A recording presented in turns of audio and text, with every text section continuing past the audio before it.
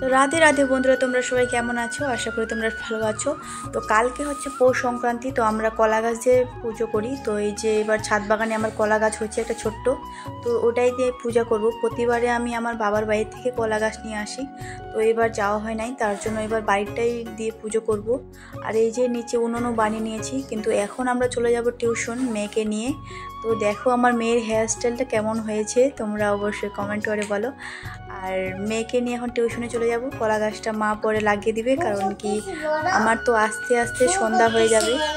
তো দেখো আমার মেয়ে কীরকমভাবে গেট খুলতেছে, বলতেছে আমি পেরেছি মা। তো আমরা অল্প টোটোতে করে আসলাম, তারপরে এই যে একটু মাঠটা পার করে যেতে হবে টিউশনের ওখানে। তো আর কালকে পৌষ সংক্রান্তি আমরা আজকে উনুন বানিয়ে রাখছি, কারণ কি আমরা কালকে পৌষ সংক্রান্তির দিন কোনো মাটিটাকে কোনো আঘাত করব না, কারণ আমরা মাটিকেই পুজো করি। তো আমরা টিউশনে চলে এসেছি, আর স্টুডেন্টও এখনও আসে নাই। তো বাড়ি আসতে আসতে সন্ধ্যা হয়ে গেছে, মা কলা গাছ লাগিয়ে নিয়েছে।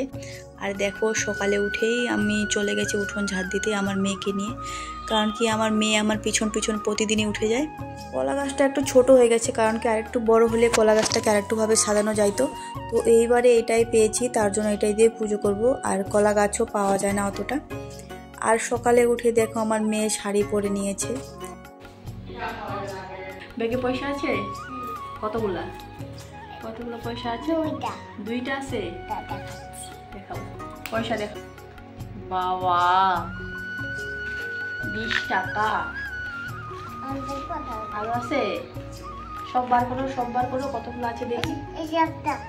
পয়সা 20 টাকা, 40 টাকা, 20 টাকা, 60 টাকা।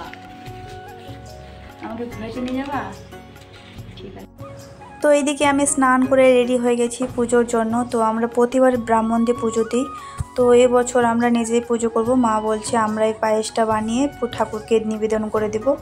তো এইদিকে আমি ঠাকুরের আলপনাও দিয়ে দিয়েছি, পিঠার ছাপ দিতে হয়। তো আমি এইভাবেই আলপনাটা বানিয়ে নিয়েছি। আর এদিকে আমি উনুনও ধরিয়ে নিয়েছি, আর দুধের হাঁড়িটাও আমি বসিয়ে দিলাম। এখানেই আমরা ঠাকুরের পায়েসটা বানাবো। আর ছাদেও মন্দিরে মা পুজো দিয়ে দিয়েছে, তো মা বলছে নিচের পুজোটা এবার তুই কর।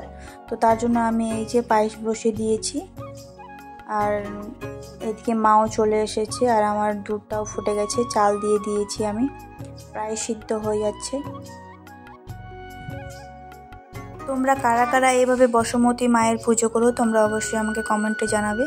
আর এদিকে আমার পায়েসটাও কমপ্লিট হয়ে গেল বানানো। আমি এটা খেজুরের গুড় দিয়ে বানিয়েছি।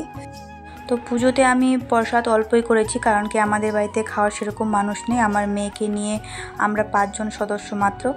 তো তার জন্য অল্পই করেছি, যাতে করে খেয়ে শেষ হয়ে যায়, কারণ কি ঠাকুরের প্রসাদ নষ্ট করা তো মহাপাপ। আর আমার শ্বশুরবাড়ির লোকগুলো বেশি মিষ্টি খাওয়া পছন্দ করে না, অল্প খেলেই তাদের হয়ে যায়, তার জন্যই অল্প করা। তো আমার পুজোতেও কমপ্লিট হয়ে গেছে, পুজোর মাঝখানে আমি ভিডিওটা করতে পারি নাই। তারপর মায়ের সাথে অল্প গল্প করে নিলাম, কারণ কি আগে বাড়িতে গরু ছিল, তো পুজোটা অন্যভাবে করা হতো। তো আমার ভিডিওটা আমি এখানেই শেষ করলাম, আশা করি তোমাদের ভালো লেগেছে। তো তোমরা সবাই ভালো থেকো, সুস্থ থেকো।